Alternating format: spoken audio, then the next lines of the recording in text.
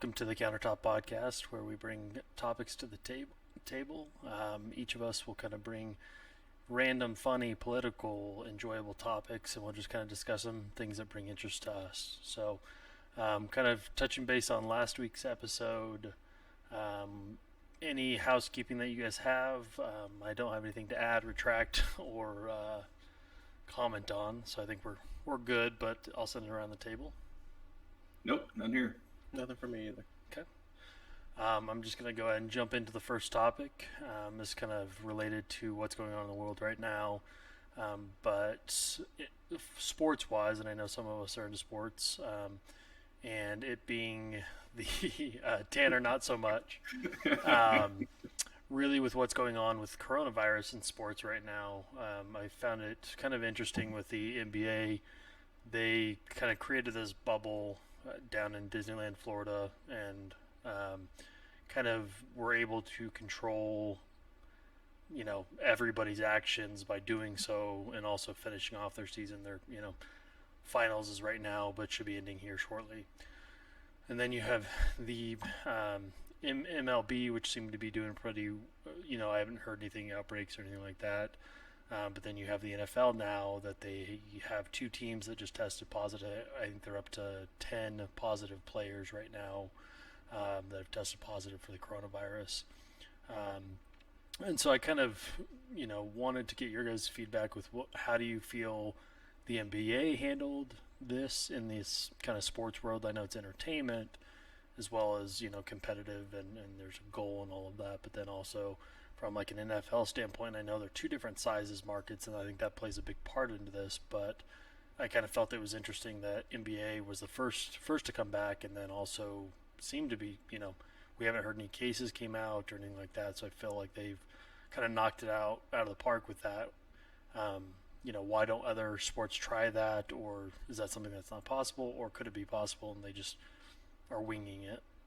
So I kind of wanted your guys' feedback on what your guys' thoughts were, one on the bubble, but then also kind of how the NFL's is right now with teams testing positive, and what does that do to the sport itself? I mean, I haven't had a chance to follow the NBA much this year. So, I've seen a little bit of how they're handling it, and it seems to be good. I think for the most part, everyone is kind of winging it, like you said. As far as the NFL side goes, as a Kansas City fan, it's weird seeing their game that was supposed to be today postponed until tomorrow or Tuesday, when the Patriots had a major player test positive in Cam Newton, and the justification they had for postponing the game was because both teams had a positive, but the Kansas City player was a practice squad quarterback. I'm really confused why they don't handle it as far as just putting the person that tests positive on IR or on the bench or isn't able to play that game versus postponing it for a couple of days when the typical, whatever you want to call it, time that the coronavirus develops, if they actually are positive for it, is longer than that span of 2 days. Do you think that, I know with the kind of testing, other players testing positive, is that, do you think from their standpoint they're doing a preventative maintenance of, okay, we don't want anybody else to get this, so that's why we're postponing it a day or 2 days, or? I think that has a little bit to do with it, but benching the player or not allowing them to travel with the team would do the same thing. Yeah. Especially if it's only for the course of 1, maybe 2 weeks. And as a fan, especially the Kansas City Chiefs, like, do you feel this kind of changes the outcome of games, outcome of, how the season feels? And I know we're all in a different, kind of feeling towards, how things are today, but does it make it maybe less important, or I don't know about you're not going to watch it as much because it's like, okay, well, now it's on a different day. I don't, Sundays isn't my main day to watch football.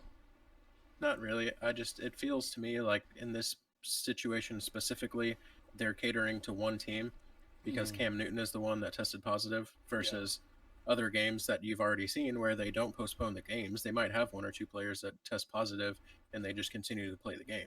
I think this is because it was a main player. Yeah. But also, the grand scheme of things, I think it's changing the season in a couple of different ways because watching games and not seeing any fans in the background is really weird.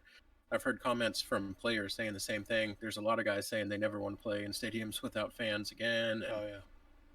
a lot of stadiums are doing imitation crowd noise to make up for the lack of volume and stuff like that. But there's a lot of stadiums out there that said they won't do that. I know Arrowhead in Kansas City is one of those, and it was weird how noticeable it was watching through the TV as well. Yeah. There was just that lack of crowd noise made the game seem way more bland. Even during exciting points, there wasn't that roar from the crowd that you can hear through the speakers and stuff like that. So it was weird just from a fan watching at home standpoint. Yeah. I definitely, I don't know. It's odd, and I kind of looked at the NBA because they built the bubble. All their players had to stay there. Then they had their schedule there.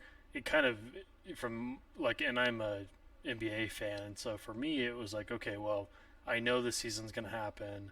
I know I can expect these games, and I felt like that. And I'm sure on the players it's hard. You're away from your families and so on and so forth. But from that standpoint, I just felt like it was more enjoyable for me because I knew tomorrow there would be another game where, you could have 5 teams tomorrow in the NFL test positive, and it's like, Yeah. there I think goes the your entire bubble- season. The bubble's easier to do in a situation like the finals in the NBA also though. Yeah, It's not something that as easily pulled off during a regular season where these teams are traveling all over the place. You can build a bubble as much as well as you can around the players and the team as far as no outside contact with when you're traveling or stuff like that, but it's hard to be that restrictive outside of a finals standpoint. well, they finished part of their rest of the season Yeah. in the bubble, so there was some of that. But I do understand, like, it's two different. Have One, you you don't guys have seen enough that teams. South Park where I all the haven't. little kids are in the little league and they're trying to lose to go back and play for summer? That's how I imagine it would be if you're sitting there. I got $16 million back at home, but I'm stuck in a bubble. I might Yeah. want to lose. Yeah. Yeah. No, I can definitely see that. I just I don't know from it's interesting, and I just wonder, tomorrow the NFL could shut down, and just because of how many cases, all of a sudden spur up or something like Yeah, that. And so That's always a possibility. I just think wondered they from could a, do Wait, more. wasn't just Trump toting the other day that he brought football back? I think there's a Didn't he little though? bit to go. Seriously? I think that was He was like that was me. It was in the debate. Yeah. was it? It was in the debate. Yeah, he brought back. He said, "Well, bringing back football. That's me. You're welcome." Well, we gotta credit a lot of stuff for him. So No, but the only thing I have to add on this is just the use of Unreal Engine for generating fan bases in MLB and a couple other things. It's interesting what people are trying to do to get over that. But since I'm not much of a sports guy, I will tell you that feedback from my family who watches maybe like more of those I don't know, daytime competition shows, where they typically have, audiences and things like that. Yeah. There's some really interesting stuff because if you don't do your research, you think that they actually are fans. What they're doing is they're using previous recorded audiences and tapes and editing all the videos together to make it seem like there's an actual audience for some of those, or they're going with the weird route of, like you're saying, no audience. Yeah. And doing like even they admit to doing soundtrack laughter and other things over top of it. It's well, I just want to find out, No. when a team ends up getting a sound that, like, if a player's having some personal drama in their life, and all of a sudden you hear this soundtrack about, it's kind of taking a shot, being that sound guy shooting shots at the player. So I could see that happening and just be funny, but it's something that I think MLB's had happened a couple times where they play certain music when certain players would come up. So, but yeah, no, I don't know if you guys were like players, say in the NFL, and they said bubble tomorrow, would you be opposed to that? Would you be? I mean, sure, modify my contract, make incentives, sure, why not? Yeah. I think I would have some issues about it with that standpoint. I don't know. It's hard. The NFL gave people an out. If they weren't comfortable with the possibility of contracting the virus, they were allowed to take the season off with no repercussions. So if it were to come down to the bubbles, I would say, as a counter argument to that, you had your out if you were worried about this. Yeah, Why Yeah. why are you restricting us to these bubbles now when Right. players that were worried about it had the option before? Yeah. That No, makes sense. I I mean, just at least wondered. you're not contractually punished. Yeah. That's good. Yeah. No, it's definitely interesting, and the sad thing about that, you're not going to be punished for this. Yeah, you're not going to be on a team next year either. So, A lot of those guys might not be. yeah. I mean, So look at the situation in Kansas City with their running backs. You've got a guy that's coming off the Super Bowl season that's all hyped up because he's great at catching the ball, but he's never been the best back. And now they've got this rookie back that's in and doing pretty well. So him taking off the season might sway things like that. But yeah. No, it'll be interesting. I'm really interested to kind of see the outcome of all of this, because this is the first major case in it. Well, in sports, I think we've seen, but then also the NFL, how they adapt to this, and what ends up changing. But like you said, it's the star player that all of a sudden games get postponed. But if it's not a star player, it's yeah, 'cause yeah, I believe this is the first game to have been postponed due to a positive coronavirus test on both teams. yeah. And that gets into a whole Kind of nother shitty though. They get to pick who's important and not. yeah. Yeah. No, It's That's what my basically issue with cheating. this situation is. Yeah. Well, no, yeah, no. How would you like to be the backup quarterback? Going, he ain't good enough, son. Yeah. Just Yeah. he Well, ain't good. I think that's, but even then, it's almost that team has the upper hand now, because and say that quarterback was out partying the night before, not being safe about coronavirus. It's like, okay, well, our team doesn't get punished, our corporation doesn't get punished. He can do whatever he wants because he's that good. It's a weird balance. Yeah. But I think they're trying to spin it as being fair, but it is what it is. That's the whole point of sports. There's injuries that happen Yeah. all the time out of left field, and players are taken out. It's the reality of this year is that is considered an injury, and players have to sit out games. So why are we postponing for that? If everyone else is willing to play, and who knows, they might have had backdoor discussions between the teams saying, yeah, we're willing to postpone this game until this date. If things clear up by then, great. If not, we'll play then with the players that we have that are ready to play. yeah, I think if they had to come out and said that, it would clear the entire, because I think there's a lot of fans that are upset just because it is to that outcome. It looks like you're cheating. It's something that you can't just shy away from, that you're not trying to help somebody else that you shouldn't be.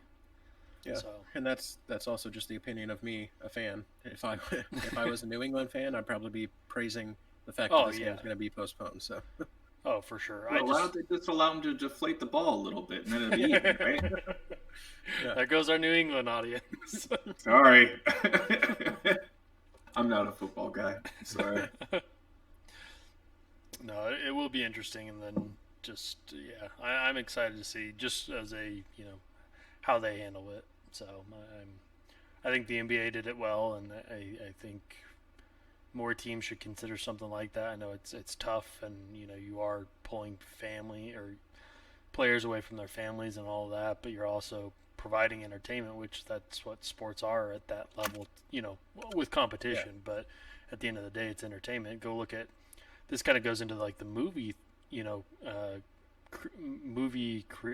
editors, or not editors, creators, movie creators right now that are creating production movies, that they're having to basically shut down entire facilities, and okay, all of these people have to stay here for the next 6 months and shoot this movie. And that's all for a movie that's going direct to streaming.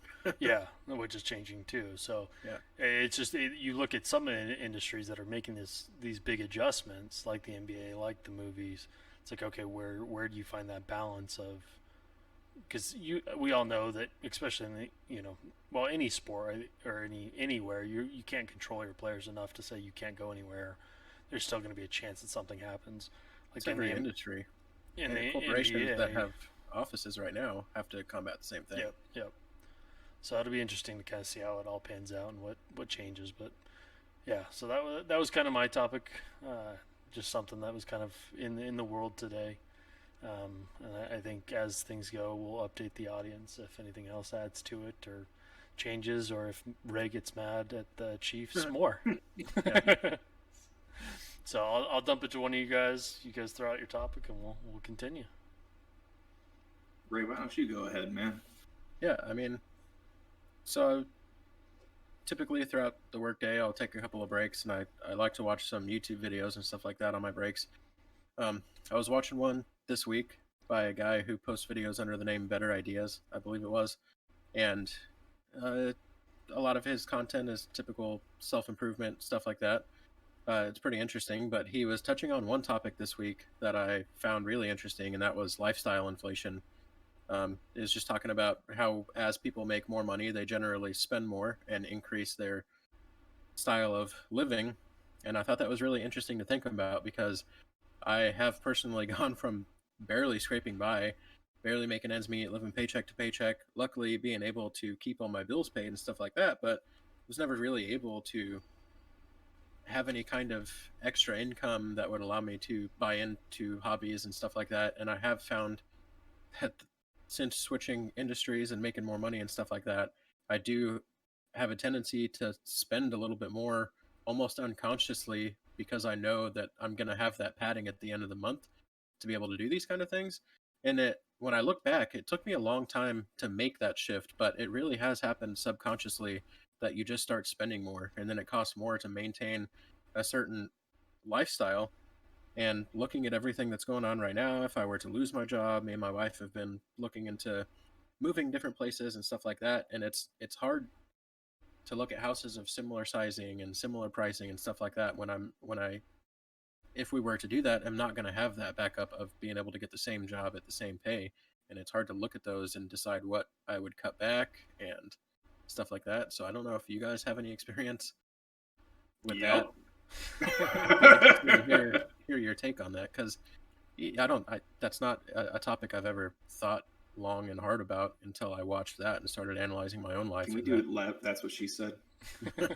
Yeah, go for it. No, I think it is something that happens because I started off, working several jobs and do it through the college part. Had $20 for food for the week, but $100 for liquor. Don't ask me how it works, but either way, done that. And you reach the end of the week, you're out of stuff, and you're kind of mooching off other people, kind of raiding fridges, and then even as I used to work on the road as a traveling technician.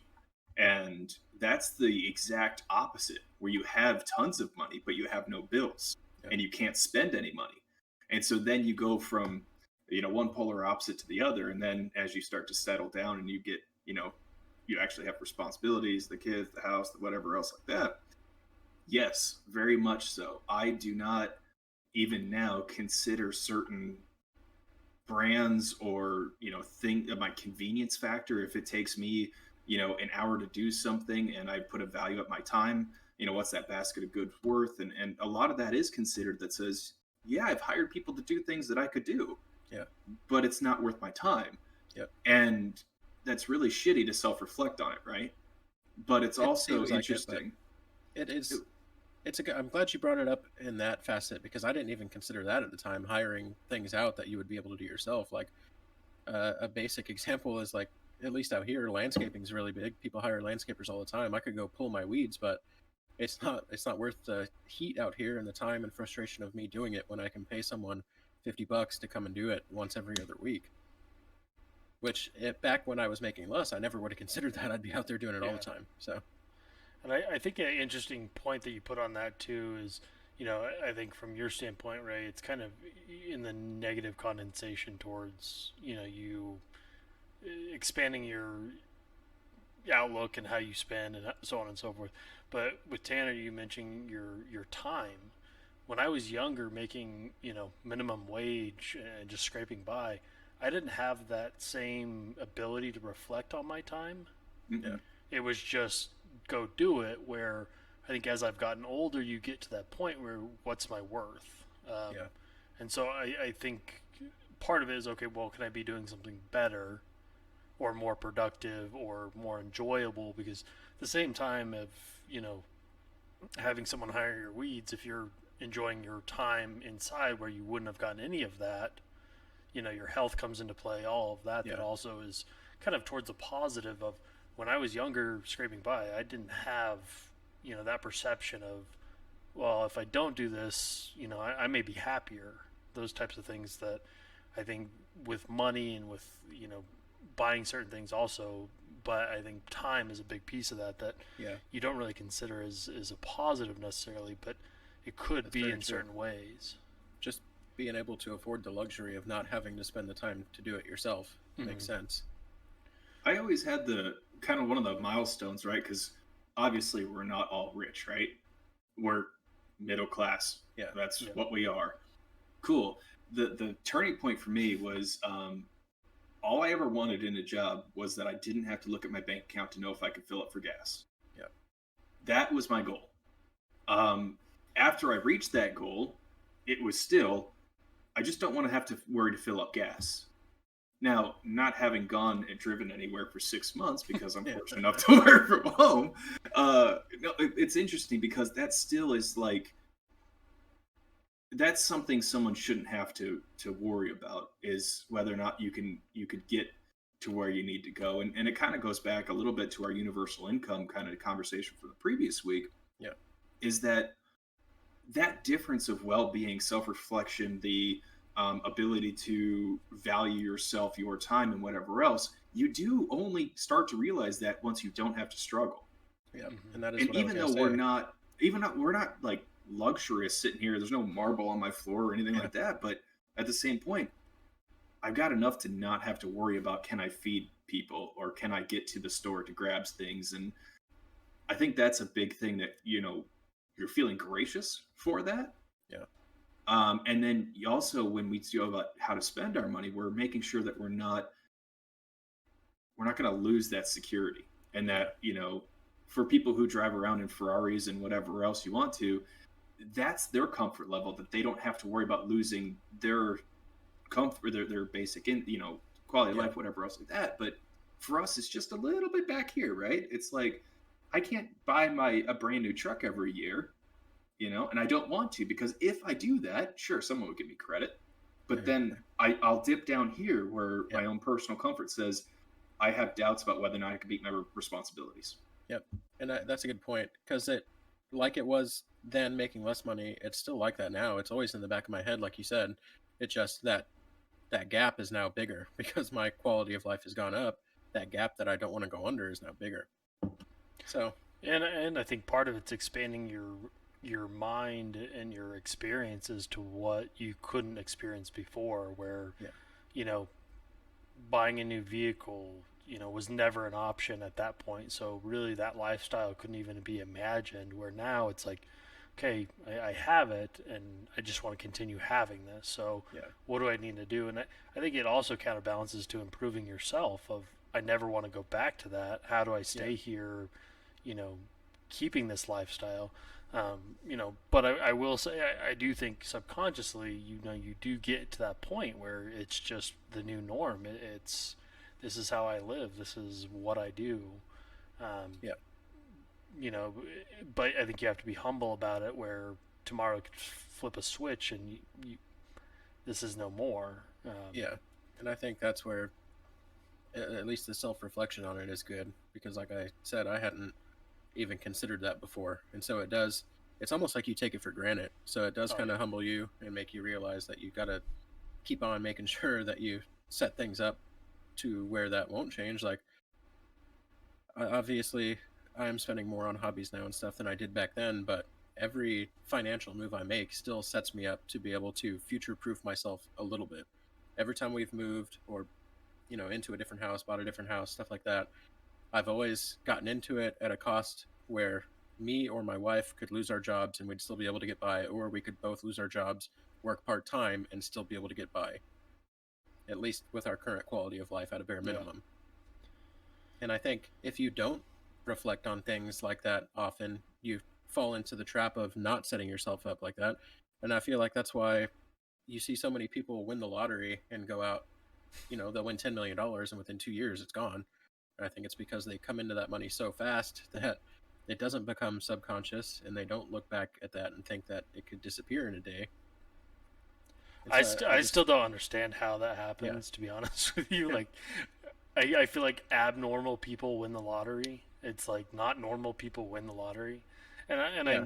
I say that jokingly a little bit, but I it mean, it's easy to make is. that conclusion. when that is the track record of people that win the lottery. Obviously, it doesn't happen to everyone, but Yeah. and it's hard to think that It's also people that education win, though, yeah, because I mean, one of the things that as soon as you buy something, that is a commitment that you're going to pay taxes on that for the rest of your ownership of that item. yeah, And it's real easy to get a lot of shit real quick, and then the debt, then the bills come in, Yeah. and then when the bills start coming in, then you got to pay out, and The money's I've ran seen a out lot by of then. people. Yeah, yeah, you're talking about property taxes, and over those people, unfortunately, who they come into money, they upgrade their home, yep, and then the home can't support that market, and Yep. so then when it comes down to it, what are you going to do? Well, yep, bank now owns it. yep, Yeah. No, that's a it's We tough just saw one. that a interesting to lot, think about. because I lived in an area that was going through natural gas fracking, and they go through a boom when they go through your area, and a lot of the people realize that they can get, in a town that historically the houses are $30,000, $40,000, and rent was maybe $200 a month. Now you get corporate sponsored employees who are going through there, and they're willing to pay $1,200 a month in rent. Yeah. Many people go ahead and they rent out their homes and they buy a second home, they upgrade, and then once they move out, it's really depressed. Yeah, Whole infrastructure's on built on this boom that lasts about 2 years, and then it's gone. Yeah. And those people have to realize kind of what we're talking about here. It's yeah, good while it lasts, but Yeah. you got to I mean, prepare. to a larger scale, it's kind of happening now. Not quite so cut and dry as far as it's going to leave, but there's definitely a housing boom right now, at least out here in Phoenix, Arizona. Yep. My Oh, yeah. house, the projected, sale price since we moved in a little over a year and a half ago has gone up $120,000, which is ridiculous for this area. I'm not far from a trailer park down the street, so it's not historically going to be considered a good area by most people, but it's not a bad area for sure. Yeah. But the pricing's gone up so high, it's ridiculous. And I know there's a handful of people around me that have moved to be able to sell their house for this high price, move into something bigger. And the whole reason I don't consider that is because I'm worried about that fall eventually and not being able to afford the house that I then end up moving into. Yeah. No, I think right now financially, it's a buyer's market right now, and that's what's happening. But I think culturally, it's shifted with the coronavirus, and Yeah. more people are moving out of certain places, California. But then also, you're getting these people that want a home, want to feel, like they own something. Grounded. Yeah, exactly. I felt the same thing, and I kind of lifestyle change. You mentioned it kind of looped this back in, but Yeah. I went from I'm going to go buy a house in 2021, and I said no. I feel like I'm going to wait one more year because I don't know what's going on in the world. I don't know. I want to be a little more cautious than everything else because of that exact thing. Is I don't want to change my lifestyle, and then all of a sudden things change and I can't do it. Yeah. Although I will say, changing your lifestyle and subconsciously doing that, I think it drives you too. So Yeah, absolutely. there's a counterbalance to both, but I think you just at the end of the day, if you go backwards, you have to be humble about getting back to the top. And God forbid if anything does happen where you have to go backwards, it's always important to self-reflect on that too. And are there small cuts that I can make over the next year to get myself back into this position, or do I really need to call it a wash now and start over somewhere else? Yep. Can we also talk real briefly about employers? Yeah, go for it. Because I mean, how crazy is it? If you guys, I always peruse the job ads. Have you seen the minimum requirements for a lot of these positions?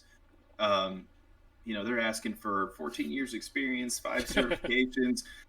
Not willing to. You gotta be somewhere something, and oh, by the way, we're gonna pay you 70,000 a year. yeah. You're like, dude, no. I've seen a lot of that for entry-level positions too.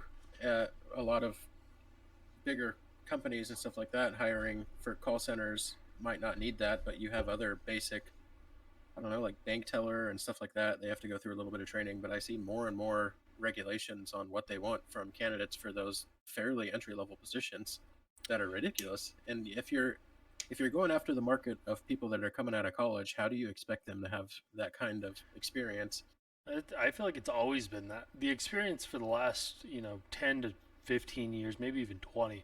I felt like that's always been there, and maybe it's grown. But I remember, trying to look for jobs, back 10 years ago, and it was still experience required, and this, Yeah. this, and this. And it was just like, okay, well, I can't get that job, can't make that money. And luckily, I was able to, go into a job where I was able to stay with them for 10 plus years and get that experience, and then also show my potential, Yeah. get where I'm at now. But yeah. But Same what's 10+ years here. yeah, what's strange too, though, is I feel like because I actually for my company I had to hire 2 people recently, and the candidate market, we're in this unemployment, strain or high unemployment, but then the candidates I'm getting, I think for the job, and it's above minimum wage. It's no real requirements besides like knowing computers, um, which every millennial knows right Yeah. now. Most people should be having on that now. And I got 10 applicants for 2 weeks of that job posting. And I'm going, okay, what's going on? And it's so strange because in that 7 applicants or so that I got, I had people that were so overqualified that were just applying to apply to see, well, maybe they'll jump up their ad and pay me 70 grand a year. Where no, this is definitely not this ad. But then you also had where I work at Burger King, don't know computers. There was such a contrast in what was going on and what was or who were applying, and that's where I found it really strange because I'm going, okay, millennials, there's got to be people out of work, even not millennials, but anybody that knew computers. I'm like, okay, everybody's out of work. It's got to, all of that there. It's just so strange to me, kind of looking at the counter argument to all of the experience, but then also none of the experience. And maybe it is the millennials wanting to get more money, but you also have So that counterbalance. you're saying that the gap is bigger as far as applicants than you would normally see? Oh, I for that kind of ad a year ago, we probably would have 50 applicants in 2 weeks. Because it's just entry level. Yeah. We were taking, straight out of high school, some college experience. Like it's very generic, almost data entry, and not a call center, which most people try to avoid. Yeah. And so it was just so strange, and we had to adjust the ad to even, be more generic, and finally found some good applicants. But the first, bat, it was shocking to me because That is really interesting when you see all of the reports on unemployment rising and stuff like that, especially now that the federal benefit has run out. Yeah, and that's where I thought I was like, okay, this federal benefit's going to run out. We're going to get back to things. It didn't end up happening the way I thought it would. But like I said, I was also getting applicants that were so overqualified that I don't even know why they wasted their time applying. It's one of the strangest things. But so from an employer standpoint, I think that also from the kind of entry level, it's interesting as well. Yeah. So You do have to watch those overqualified folks. why are you applying for this job? So I mean, I've back when I was the regional manager doing other things, I certainly hired my fair share of folks, and certainly you could go through hiring stories for tons of days, and they're all funny, but at the same point, I see a lot of ads right now going, you're not going to find the perfect person, and something as simple as computer skills, train them up, that kind of thing. I think it's interesting. I think it's a good thing to bring up, and overall, I think it's good that podcast or that YouTube video touched you, because it is centering, right? For if sure. you're not doing it, just consider it. Yeah. Yep. No, I think that's awesome. So how are you doing on time? We are good, but what day is it, Tanner? So transition wise, I'm gonna, I don't know, start the hippie corner again here. But did you know that on this day in 1957, Sputnik was launched, being the first satellite from Earth? Right. So how many years ago? 63. So, right. Why is this important? And what am I bringing up? Essentially, I'm talking about space debris. Since that time frame, there are currently more than 20,000 pieces of debris, softball size or larger. There are more than 500,000 pieces of marble sized or larger, and an uncountable millions numbers of smaller pieces that are floating around in the Earth's atmosphere. High Earth, low Earth orbit, yeah. Average, they're going about 10 kilometers per second. According to NASA's website, if you just Google NASA space debris to bring you up to a nice page, they're saying they're all traveling at speeds up to 17,500 miles per hour, which is fast. And they actually have a satellite image of tracking as most of these debris. So now let's move it a little bit closer to home. How many times has the International Space Station had to dodge this debris? So, according to September 22nd, 2020, the space station has maneuvered 3 times in 2020 alone to avoid debris. I thought you were going to say 63 years. I was like, that's a good average. Yeah, no.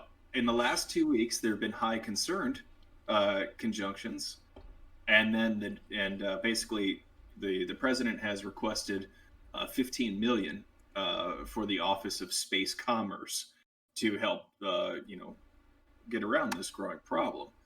And essentially, we talked in our first week, I think we did, about Starlink, right? Yep. Basically our low Earth orbit is getting more and more crowded every year. And I wanted to bring this up in terms of, have you guys considered it? Have you heard of it? It's kind of the same way as pollution in our ground, the ocean, whatever else. We're also cutting off our ability to go out into space because there's so much shit flying around so fast.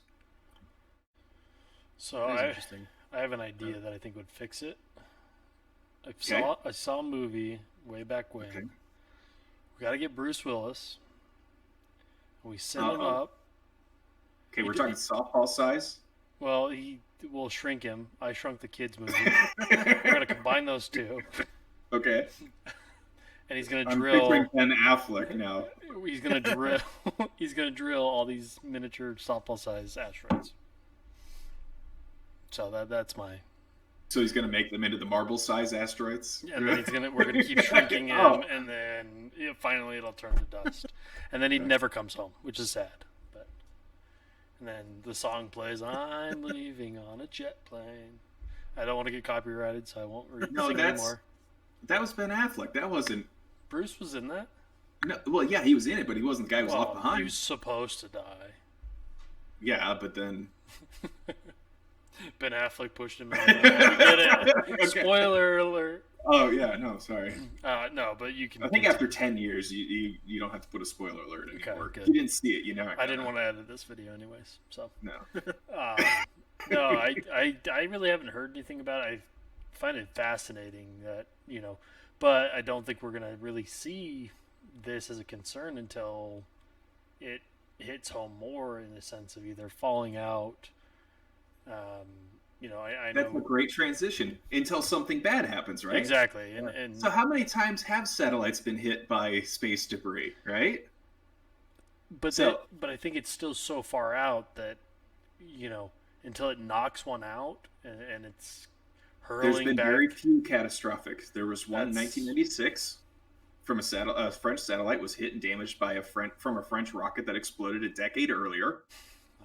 In February 10th, 2009, a defunct Russian satellite collided with and destroyed a functioning U.S. Iridium commercial satellite. Was that intentional? That collision added 2,000 more pieces of trackable debris. And in 2007, China's anti-satellite test used a missile to destroy an old weather satellite, which added 3,000 more pieces of space debris. Is it really better to destroy something and create more smaller pieces than it is to just let the large mass go? So they weren't concerned about pollution. They were concerned about scaring other countries. Okay. They're not saying, "Oh, humanitarian, let's just make the more debris." Yeah. No, they were saying, "Look what I could do." Someone like SpaceX to build something that can go out and get this debris and bring it back. It's the sad part is it's going to be on private industry, right? Yeah. And that's the only way. That's when it starts impacting, when we can't go to Mars because of this issue, or because at the end of the day, until a satellite that's super important is catastrophically destroyed where it affects your day to day, I don't think you're going to get the same feedback from people that you would anybody. It just is not important enough. You may have scientists talking about it and so on and so forth, but yeah, and I just that don't goes see back. That goes back to when we were talking about CBIN, and a lot of it comes down to I don't know what word I'm thinking of, but like advertising the fact that it's a problem, so people know more about it. That's true. It's hard for people to gear up as activists against something like that if they don't know it's happening. Because I didn't know it was quite to that extent that it is.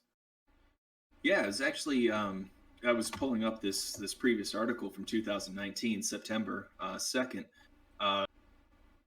The European Space Agency says one of its satellites was forced to avoid a satellite from SpaceX Starlink constellation, raising concerns about the impact of Starlink on low Earth orbits.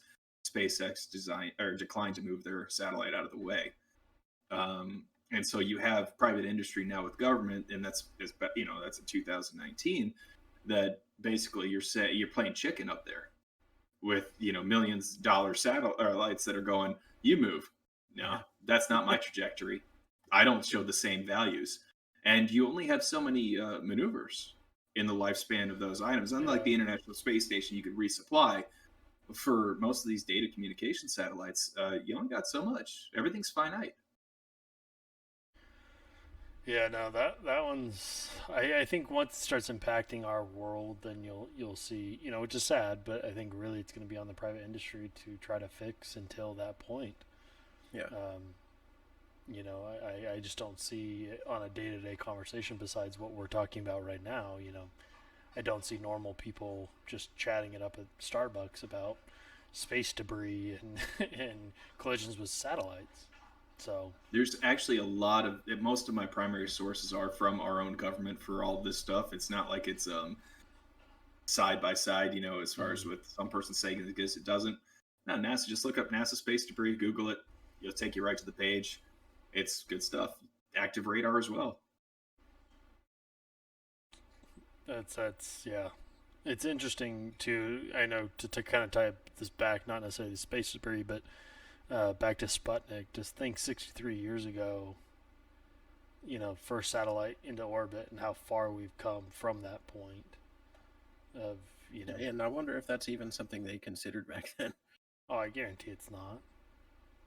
I mean, there's no way. There's no way they would have thought that the technology would have become that widely available that we'd be doing this all the time.